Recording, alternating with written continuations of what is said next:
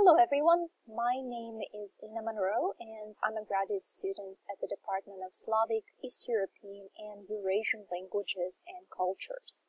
And I will talk about adaptive learning in this presentation.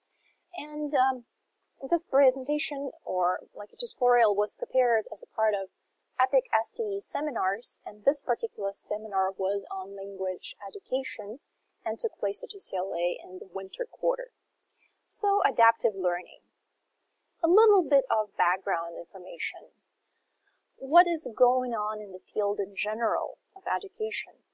We can see that enrollments in higher education in general are actually declining overall, but enrollments in online educations are still growing, which makes us wonder, should we try to figure out how to make online education more effective? Yeah?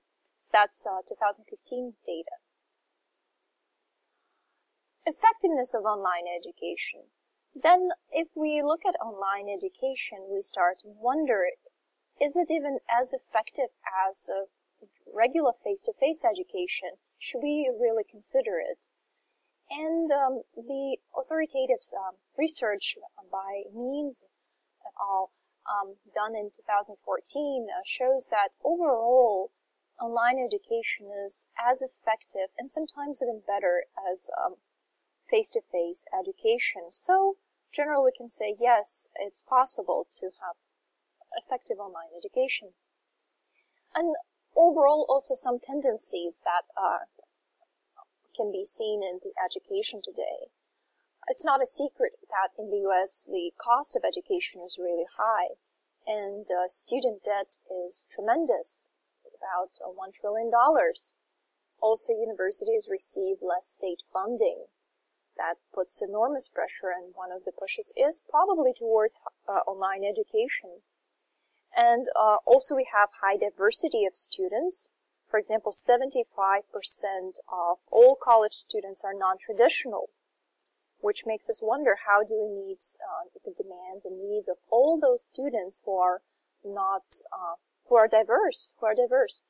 And there's also high attrition rates and need for remediation. And also, U.S. is no longer a leader in higher education, despite tremendous cost of education. It ranks only 27th in math, 17th in reading, 20th in science, and 18th in high school graduation. That's the data by Johnson done in 2016. We can also discuss what's called the iron triangle of education, which is cost, accessibility, and quality. Usually as one increases, the others are affected. So if we try to increase quality, then the costs probably will be higher, or if we try to cut the cost, quality might be affected, or the same goes with accessibility. But Johnson, for example, suggests that adaptive learning can be the solution. It can be online education, cheap, affordable, but also of high quality and meeting the demands of all those diverse groups of students. What's also happening right now in online education? 4 major trends, just to get us a little bit of a perspective. Self-paced adaptive learning and competency-based learning is one of those 4 major trends, together with learning analytics, which means getting data about how students are learning, getting massive amounts of data about their day-to-day interaction with the computer learning management systems that we use. Blended learning is actively employed in the United States, and MOOCs, or massive open enrollment courses. Yeah. So as we can see, adaptive learning systems are out there as one of the major trends. And then we can come to the question, what actually is an adaptive learning? And by Oxman and Wan definition, adaptive learning refers to a learning process where the content taught or the way such content is presented changes or adapts based on the responses of individual student. So it's adaptive in a way that it changes. Each individual student has some kind of input or some kind makes us alter the way makes not us, but makes the online system alter the way it presents the material, depending on each student. Also, U.S. Department of Education, Office of Educational Technology defined online adaptive education in such a way. Digital learning systems are considered adaptive when they can dynamically change to better suit the learning in response to information collected during the course of learning rather than on the basis of pre-existing information, such as learners' gender, age, and achievement test scores. And the second one, adaptive learning systems use information gained as the learner works with them to vary such features as the way that the content is presented, its difficulty, the sequencing of problems or tasks, and the nature of hints and feedback provided.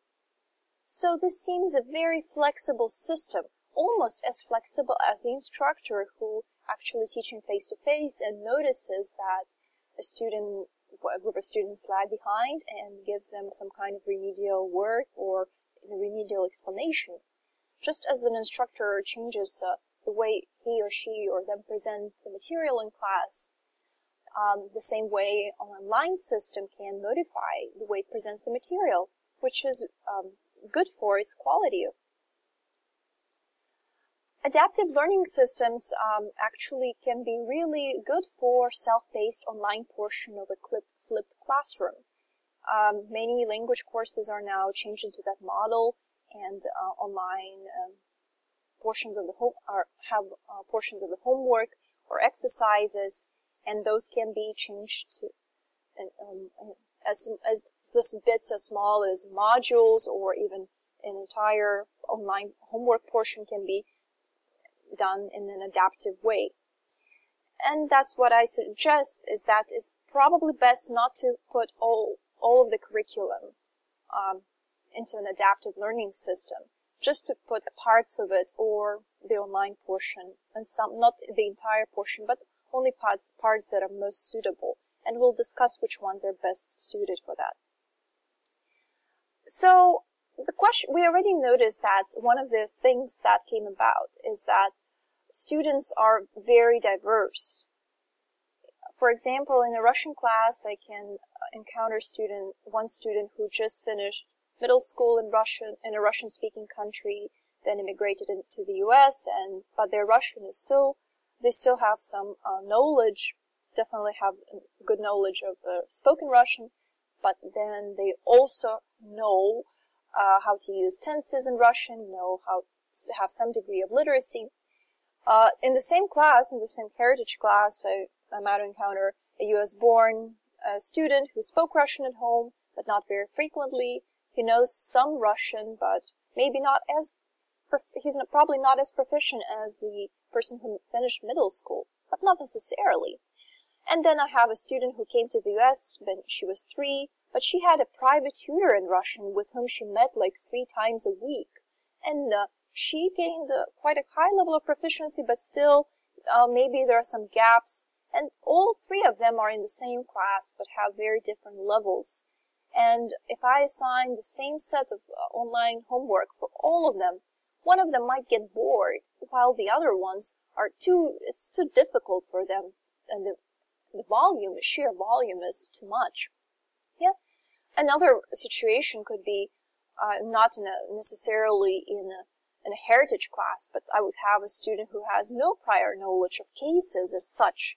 Russian is a language that has a lot of different cases. And then another student might have a prior knowledge of another Slavic language.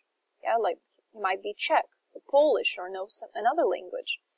And the third student knows a foreign language that has cases, not necessarily Slavic language, but she has an understanding of what a case is and how any case functions in Indo-European languages. So again, those students are not exactly the same. They have different prior knowledge. So it would be useful if they had some kind of differentiation going on. Yeah. Or even in a very similar, in a class where students are somewhat similar, we still might have differences. Like one student might struggle with imperatives in Russian. The other one has a difficulty with perfective or imperfective verbs. And another one with animacy. It would be useful if they could dedicate more time towards the areas that they need more time and work with, and not necessarily assign to repeat and go over imperatives, perfective, imperfective, and animacy for all of them. Yeah. So it would be good if they could focus on what they need, not what the class in general needs. Yeah. So what happens right now in the classroom very often is that we assign the same set of exercises, let's say 5 exercises, and everyone does the same. And we hope that it's beneficial for everyone in the class because it's what everybody in general needs. We kind of model a student, we figure out what are the general areas that students might struggle with. But the fact is that it's time consuming, and sometimes it becomes demotivating for students who have to do everything and don't necessarily focus on the area that they need more work with in particular. So it doesn't provide for enough individualization. Instead, what we could do is we can make our assignments adaptive. So let's say we have a student who has prior knowledge of a given topic, and we can have prior knowledge or not have the prior knowledge of the topic. And if a student has prior knowledge of the topic, they just test out. They do a set of exercises, let's say 5 exercises, and they perform excellent, and they qualify to test out. They receive the full credit, and that's the end of this exercise for them, or this entire module. They don't need work. They reach the competency. They know it. And then, of course, if they don't have prior knowledge of a particular topic, we can see the module can be broken down into areas. And for example, in this module, we would have 3 different areas. Well, if a student has problems with area 1, they do a set of exercises, and the system notices they make mistakes. We can either provide additional feedback and hints, or even offer additional practice. So if they struggle with a particular topic, they can receive 5 extra. They receive extra feedback and 5 additional exercises. But if they don't have problems with the area 1, they move straight into area 2. The same happens. If it's difficult, they receive additional feedback, additional hints, additional practice. Again, if they don't need work with area 2, they move straight area 1, area 2, area 3. If that's what's difficult, they go through this entire process. And that's how much work they need to put, because that's what's difficult and what's challenging. But if they only go down this route, if the area is actually challenging. If it's not challenging, they just go area 1, area 2, area 3, and that's the end. But this system is a lot more adaptive because it actually provides for individualization, so they can spend more time, let's say right here, if area 2 is difficult, but move straight from area 1 to area 2, spend some more time here, then area 3, and that's the end. But it depends on them. Each individual student has some kind of input there. So once we reviewed that schema, I can discuss the different types of adaptive systems. There are 2 major types, and let's focus on the first one. So the first one is rule-based. If you know a little bit of programming, it's based on if statements, and it's the simplest form. Basically, if a student A does X, then a situation A happens. If a student A does Y, then the situation B happens. So we just create those if statements in the system and program it that way, and that's how the system interacts with the student. Each individual instructor there has a lot more control, but at the same time, it's a lot more time-consuming to author such an adaptive module. One of the companies that offers this type of adaptive learning system is called a Smart Sparrow.